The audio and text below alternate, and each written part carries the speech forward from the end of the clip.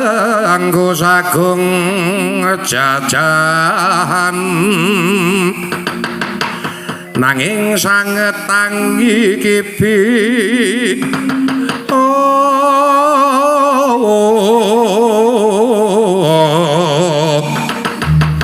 sang rasikane putra kang anjuk saking wiyati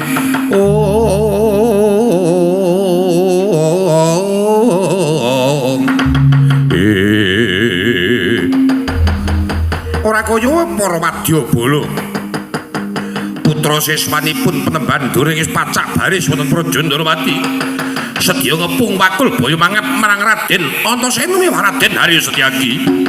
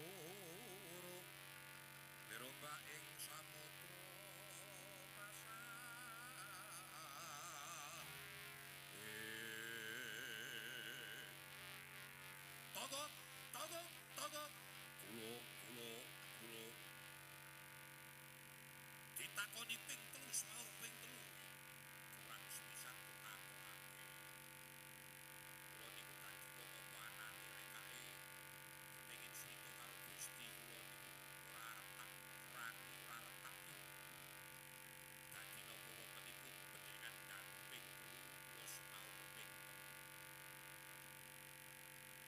3 Bilo dina iki kowe kabeh tak kanthi marwah loro atiku krana apa ngendikane lawan bopo pendhita turu terwaca ngendikake menawa to nganti piloro lawan Antasena dene Setyaki kok ngerti sing jenengane Antasena ngerti mawon sapa Antasena niku anake satriya ing Jati Bakti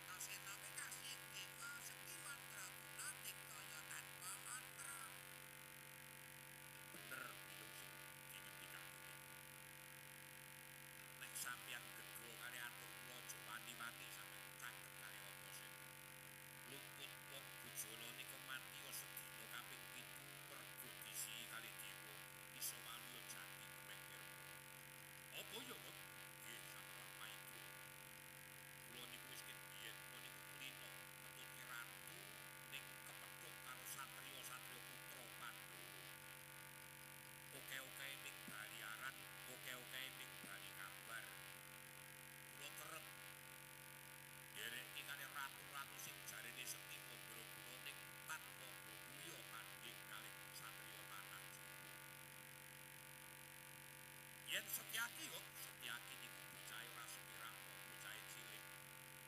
Awake kantet mongko atos balung kulite tau tate tau dadi jagoning dewa bener. Sampe aja wani-wani tanding karo Setyaki. Setyaki niku duwe pusaka sing ampuh arane Raka Wesi Kuning. Godhone boten gedhe ning salengen bayi. Dawane sekitar 20 cm. Ning godhone niku atose ora jaman-jaman. Ditamakake gunung iso jugruk, segara iso asar. Biyen Ratu Buta sak gunung anakan Prabu Ujung Semara. Niku tanding kali Raden Arya Setyaki ditamani wujuding godho Wesi Kuning. Tek. Dadi baju kuning. Sampeyan ning sakmono niku taman godho Wesi Kuning. Ora dadi kecap. Wah, dilani temen. Nanging kepiye wae mergo saka Setya Bekti kula aku ngajeni regani marang wong tuaku begitu. Ora lilo yen bapa begitu turno dipiloro lawan Setyaki begitu doseno. Nadyan kepiye wae bakal jarak paling jarak marang aku padha wae. Jelek urip. Jelek nyawang sorot iki Wang Pratandha mati kok. Wah, karo sampe anak pedhoki kok. Wah, panjen hati-hati pedhoki sing hati-hati. Sing hati-hati muga-muga lepas oparane Jembaro. Lungane iki aja lepas oparane Jembaro. Nek iso iki kubure peteng dalange. Biar banyol. Mangsane kok ono. Ora ono iki nek banyol iki petenge dadi mangke. Padha blawanan sampe ae petune tak golekane Setyaki geceng iki pusakane kemana.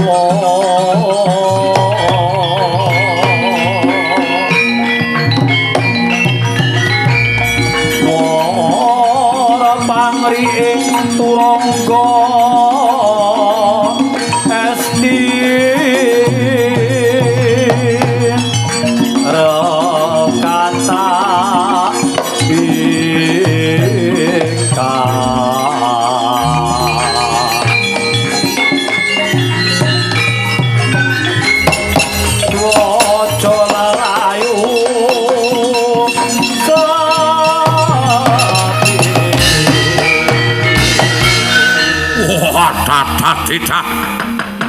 Satria cebol kepalang rawise tumpang sanga netrane mundar mandir ka Suryakanda.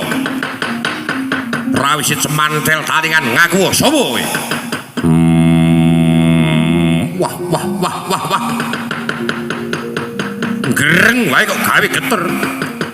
Kowe takon marang aku Satria Suwala Bumi Harya Setyaki, Singa Mulang Jaya, Yuyudana, ya aku Kepara Jotos, ya aku Kepara Kepruk Ndaramati. Walah dalah. Iki kang tak goleki.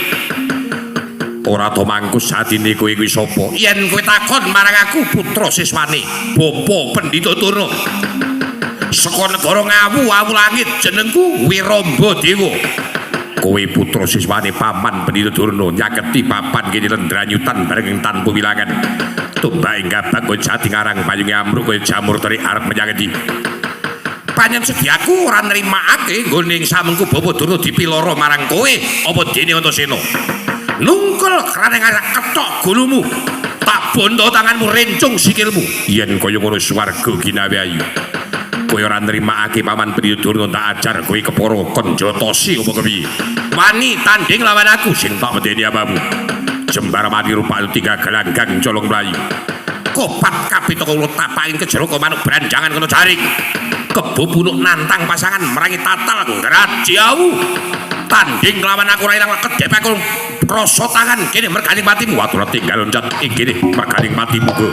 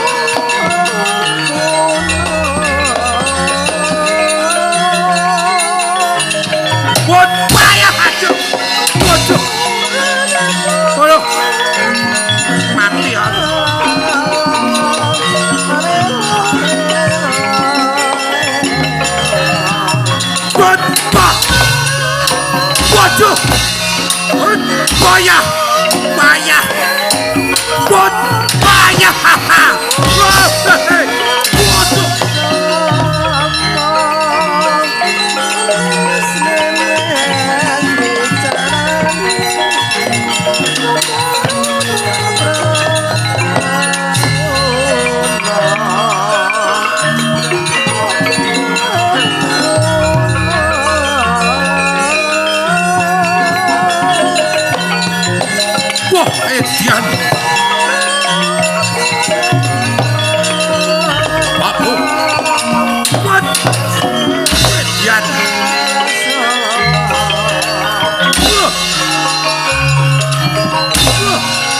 kuat waduh yo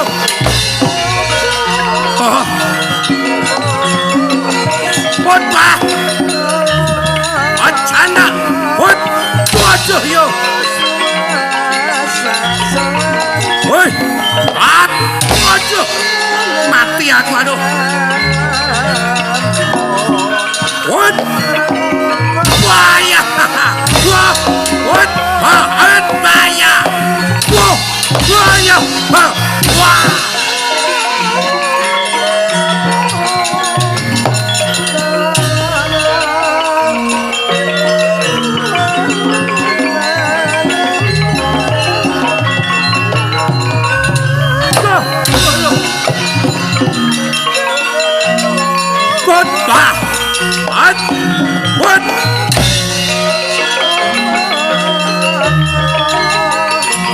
mati woi wah aduh mati terang wah waduh wayung waduh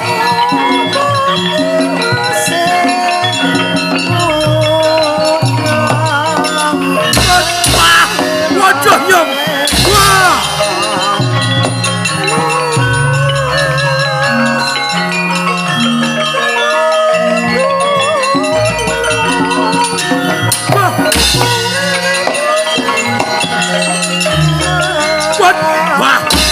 waduh jekel waduh waduh yang wah yang wah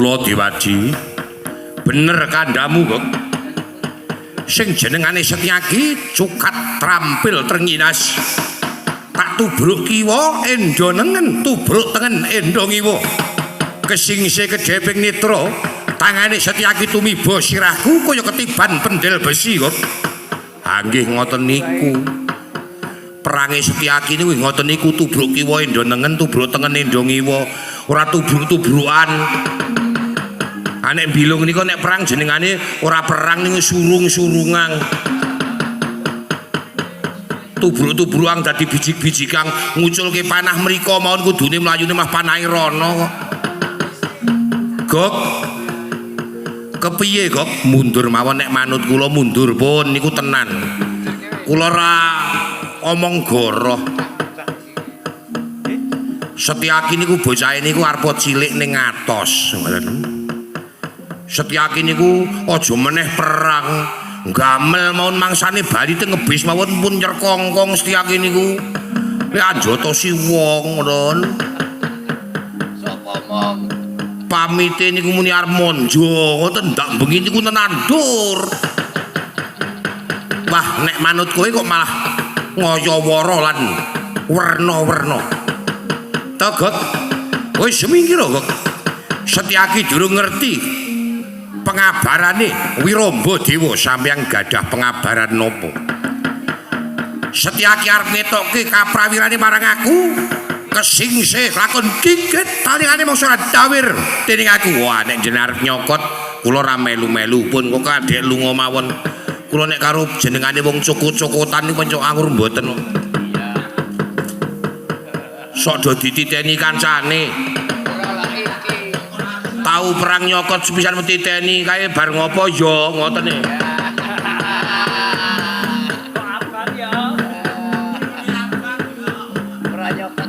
Wong kanca-kancane bilung barang niku wis nganti kaya ora tau nglakoni dhewe ning nglakoni ora kaupan pisan. Bilung niku trondolo niku bilung niku. Ngopo kok kowe iki ngomong apa ora? Sampeyan ngono maido bilung niku kaya wong nyenengi kok nyenengi anake bojo kula. Jan trondolo to niku. Mun pisahang sakniki. Setyaki maju kaping pindho. Leno pangindamu gigit janggamu potol diri aku keparat kowe.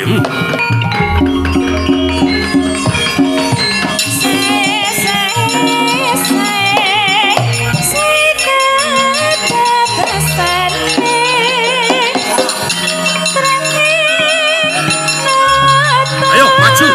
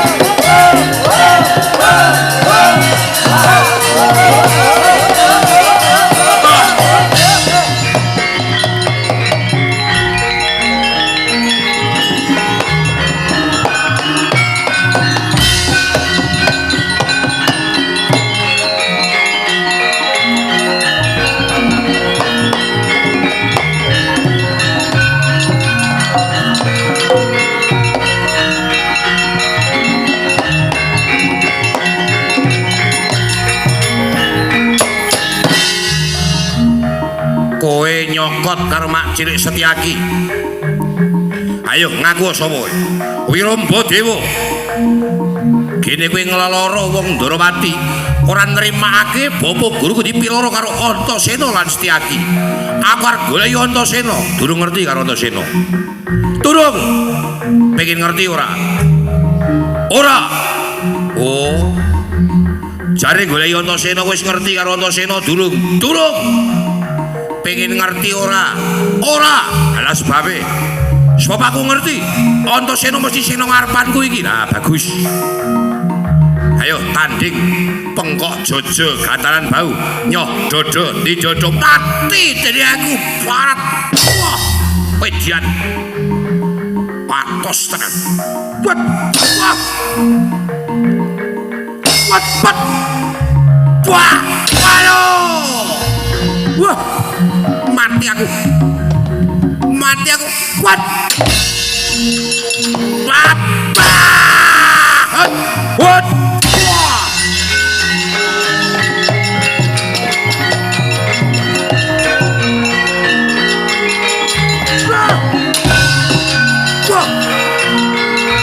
kuat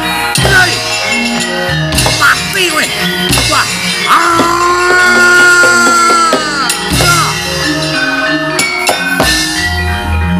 Setyaki tak cokot mundur hakat ora digawe rasa yes kowe nantang aku males ora walesen tiban sungutku ora mati aku meguru karo kowe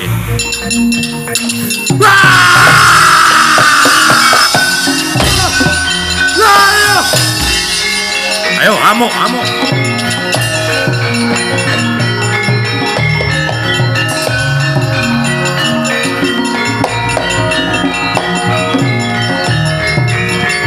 mundur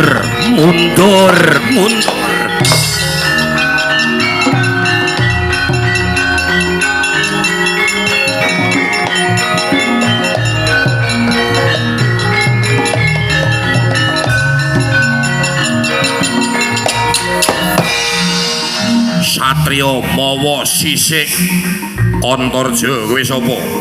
Aku Tumenggung Intrastapa. Sapa? Tumenggung Intrastapa. Obat mencret gore-narene. Ayo semingkir Antasena tandangane yo tambon aku Antarja iki sedulure tuwa sing gerang aja bocah bayi wingi sore. Mati wedian. Wedian. Wah. Wah. Waduh. Ah, waduh. Wah. Wah.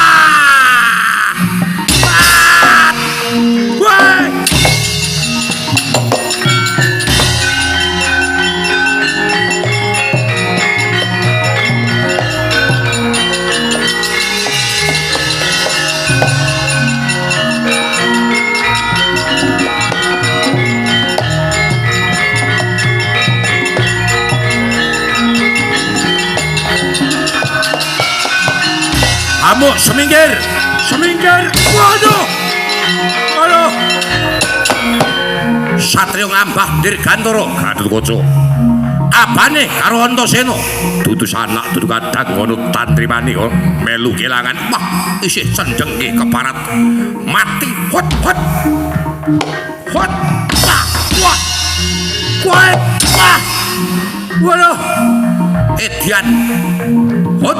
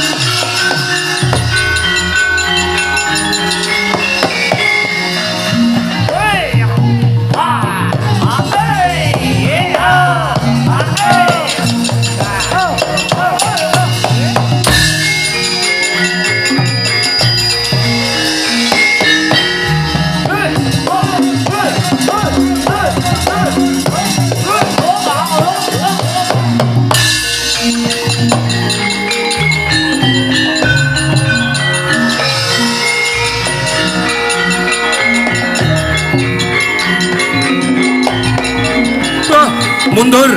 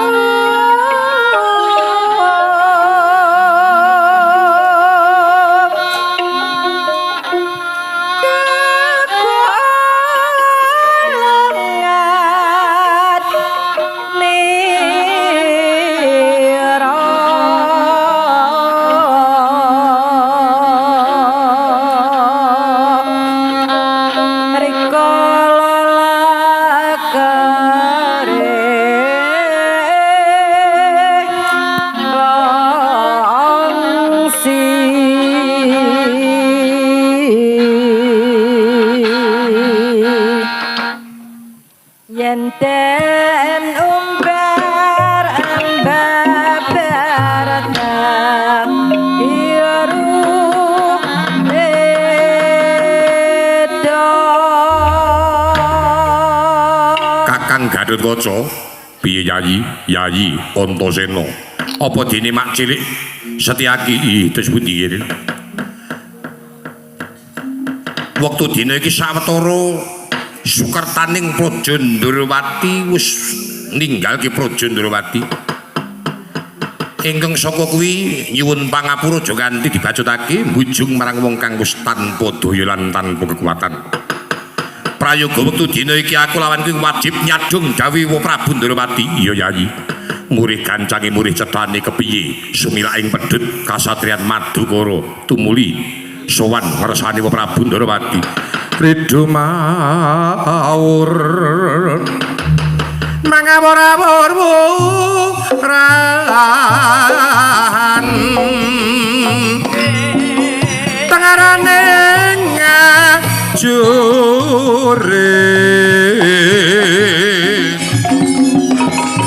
kong makuru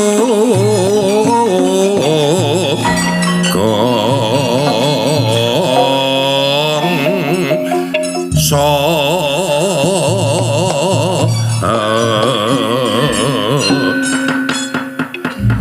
Nadyan pun kakang bakal tansah tuturi tindak Yayi Antasena ora ketang aku lawan kowe ngambah tirta kencana tumuli sowan ngersane Prabu ing Ndrawati kakang. Iya Yayi.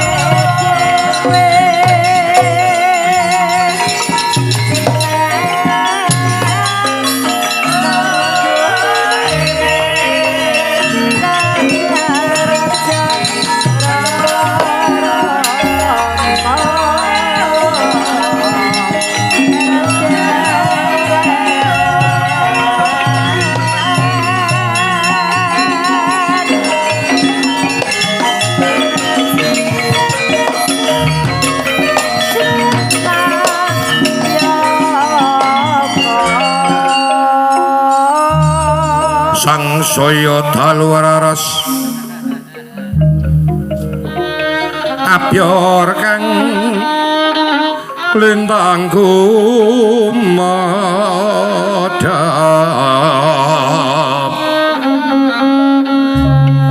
tete sonya madya ratri lumrang kandaning puspita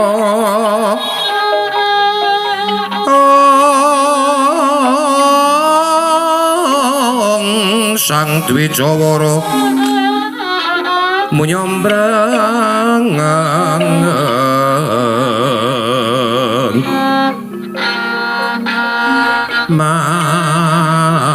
manungsung sarining kembang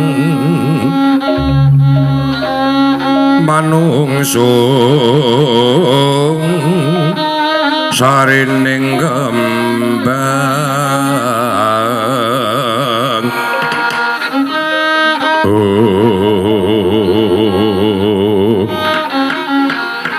Wa Prabu anakku lanang Antasena nyuwun pangapura nganti sawetara aku gawe geger kahananing Praja Ndrawati nanging aku ora mijeni Ya mergo saka ngendikaning Mbah Durna ingkang kladuk semu kurang keduga marang aku, kepeksa aku gawe gumerjeking Praja Ndarawati nanging aku tanggung jawab po. Ora nganti gepok koncane para prajurit ing Ndarawati, kepara ora nganti gawe tatune prajurit ing Ndarawati. Ya Antasena. Pancene ingkang pun wa kersake kaya mangkono. Kulup sakwise sira ngundurake Paman Durna pun wa manengku puja brata manding cipta saandhap pepadaning Gusti antuk pangawikaning Hyang Widiwasa lan antuk katerangan yen to pedhut kang nglimputi kasatriyan Madukara iku sayekti ana sawijining tindak Durjana ingkang bakal gawe ringkihing para kadang brata Pandhawa kang saka iku ya Le. Aja nganti lena mangkerang kaprayitnan tumuli njajah desa Milangkuri nganglang jagat mideri praja Ngamarta aja nganti ana dom sumurping tirta.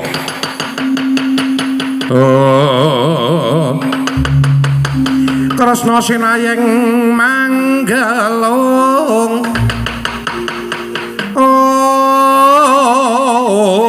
pangrukmining cakranira cakranira guna kawekas pepuluh ratus dosa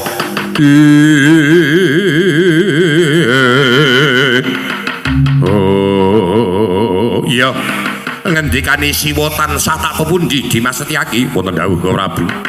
Aja pegat kaprayitnan manunggal marang Antasena nderekipun Kakang. Jaga rumeksa Praja Ngamarta aja nganti kebodho sumurping tirta sae tindak kula dherekaken Prabu.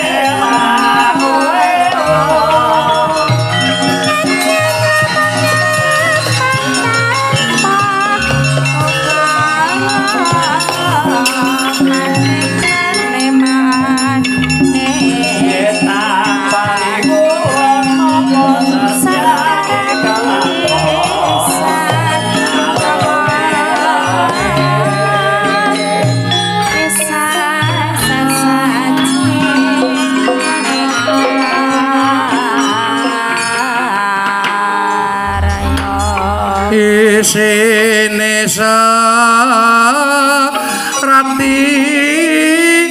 paran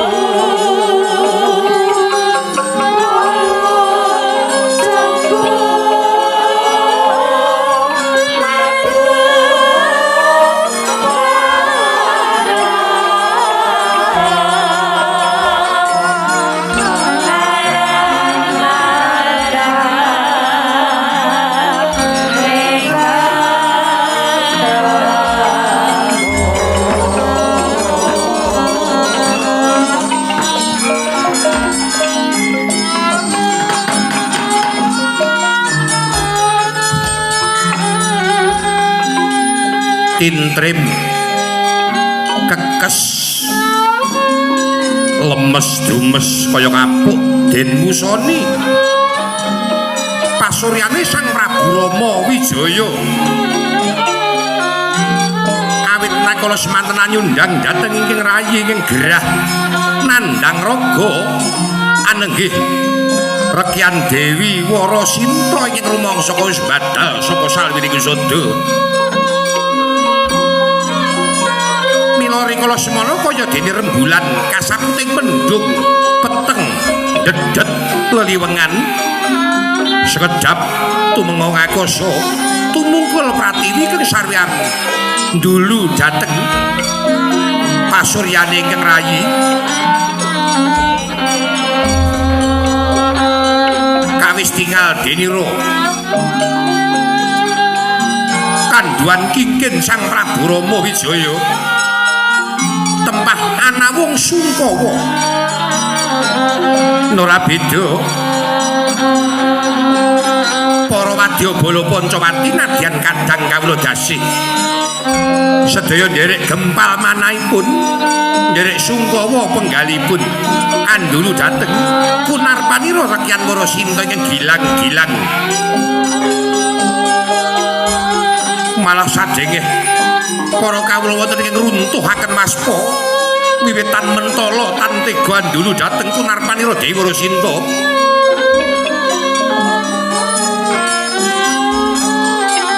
sekejap Gusti Tiwanci amedhar sabda kungun-kungun kasira Sang Prabu Rama Wijaya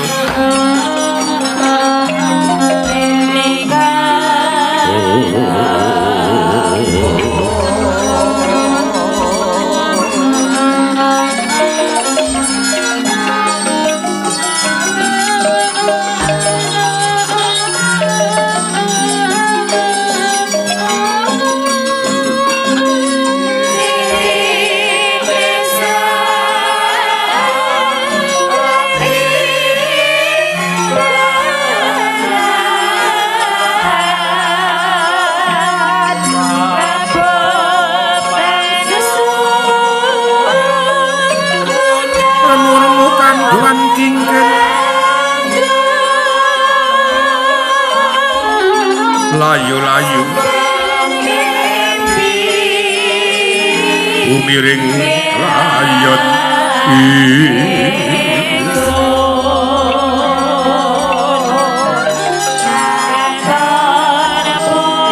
gedhong ana kuncen ana wong mati mungsa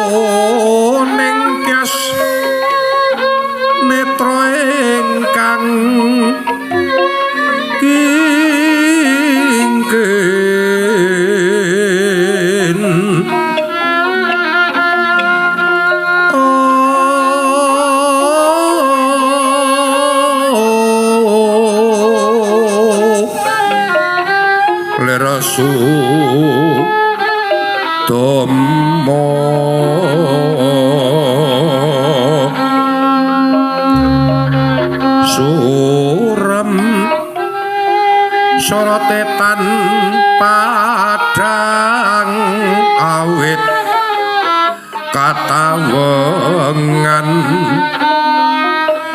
awit katawengan imo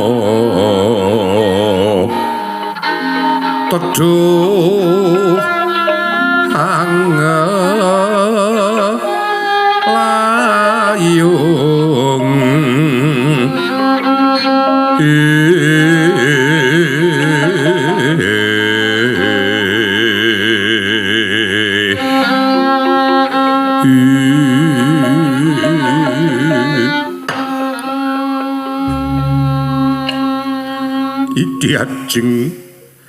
diajeng Wara Sinta juwitaning penggalihipun Kakang wong ayu ndak elus rikmamu ingkang kebak ing panandhang ndak sawang pasuryanmu Yayi ingkang ing samengku bisa gawe tentrem penggalihipun Kakang nanging jebul iki tinemu kosok balen Sinta kaya ngapa panandhanging pun Kakang rikala Siadi diglandang marang leketeking jagat gelah-gelahing bawana pun Kakang ngajab Siadi bisa kundur astanipun Kakang bareng Siadi kundur ana ngastaning pun Kakang kenang apa gerah rumangsa badal sawiring usada Sinta garwanipun Kakang Sinta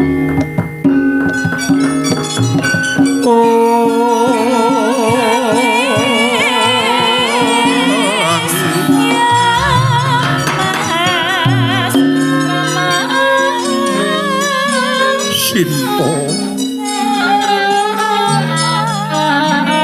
kowe aja ninggal pun Kakang wong ayu pun Kakang ora bakal bisa pisah kelawan Wara Sinta malah kelanturing ngucap pun Kakang wis prastya sebaya mukti sebaya pati kepara ruangan siji wong loro padha ngenggoni Sinta yen Siadi ora bisa waluya jati trek nirmala pun Kakang ngenthengake patine pun Kakang lila sumusul seda tanpa tatu Koko Prabu kula aturipun Koko Prabu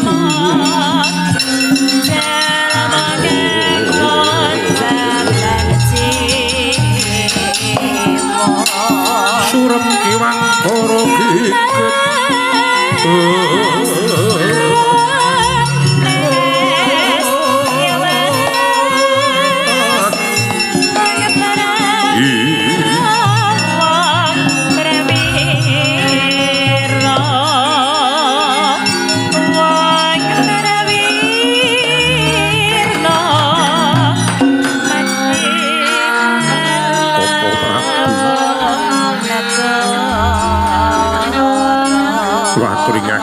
tirtaning kawicaksanan Koko Prabu menika sampun aglar sang pamarting jagat ing jagat raya menika ingkang gumelar ratu kanthi gelar Sri Maha Prabu kejawi namung paduka ateges paduka kedah sampun sampurnaning dumadi Koko Prabu Yayi kaya wis nglayung rasaku tumlawuh kang tanpa watesan dulu marang garwaku Wara Sinta ingkang gerah tanpa ana watese sawangen mbakyumu Lesmana gerah badal sawiring usada ana ngendi parani wong lara kuwi kembange wong mati yen Mbak Yumu Ratu Muli Waluya jati temeng nirmala aku mati wae Lesmana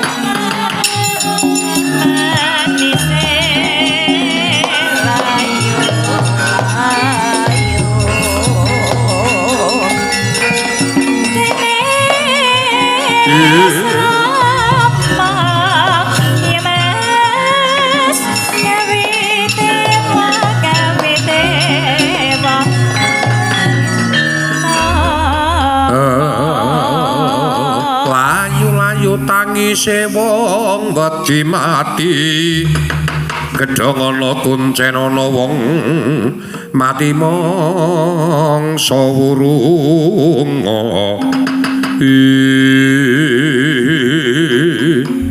mboten maiben sepinten gembunging penggalih paduka Koko Prabu nanging ing samangkih para kadang mboten badhe swaleng kayun bari tansah budidaya murih waluya temah jati temah waluya panandhangipun Kang Mbok Rekian Marasinta nuwun sewu keparenga kula munjuk ngersa paduka ing sinuwun ya Gunawan piye ing samangkih masa keparenging dewa menika gerahipun Kusuma Dewi Marasinta menika saged dipun usadani nanging menawi inggih namung abdi kinasih paduka ing budidaya Budi Sarana ing mangke tetela wonten sawijining satriya ing watak Brahmana satriya ing watak Brahmana ingkang sagah nindakaken dedharma kanthi tumindak tapa ngrame suka pitulungan dhateng sak sami-saminipun tumitah dunungipun wonten ing wana Krendayaka. Pramila menawi to ing samangke paduka sinuwun menika kersa paring dawuh dhateng panjenenganipun Raden Senggana Anoman kula kinten mangke badhe tinarbuka raosipun.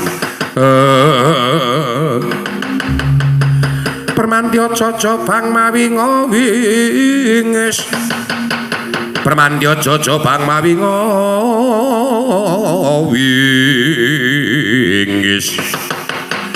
Kumajot padun ning lesan ya mas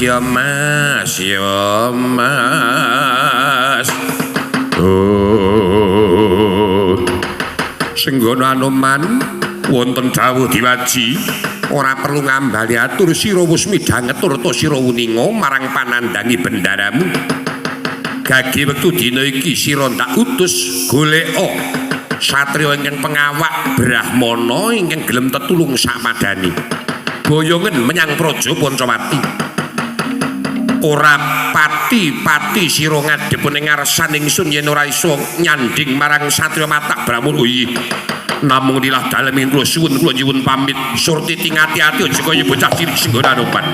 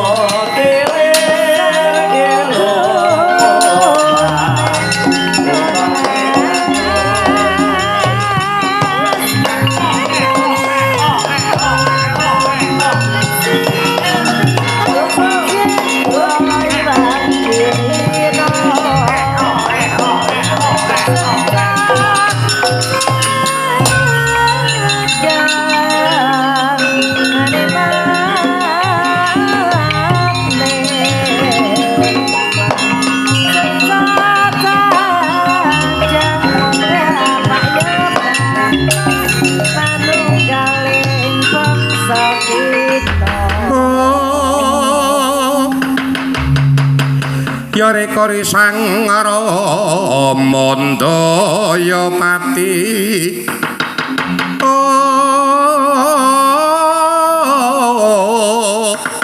dateng gayuh ngawiyat mulat mandhap angulati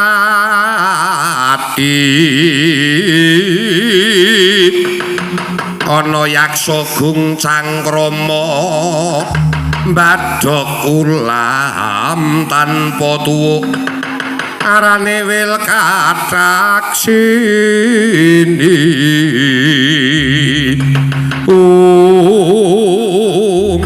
bauta teka mangkono Sang Ramandaya pati ya sang kapiwara senggana Anoman mapan wujuding wanara nadyan sifat wanara ajiwa satriya ora mokal mundi dawing Sang Prabu Rama Wijaya kaya mundi dawing Gusti keng hakarya jagat dadi lantaran nindakaken darmaning prajurit rikala semana sigra cancut tali wanda aning seti ageman tali bendange sakala sang senggana Anoman rikala semana wis matek lan diwikrama suku jejak Bantala kaping 3 del sumusup ing Hima Himantaka kasorotan Giwang Pratangga pati kelop-kelop kaya tembaka silang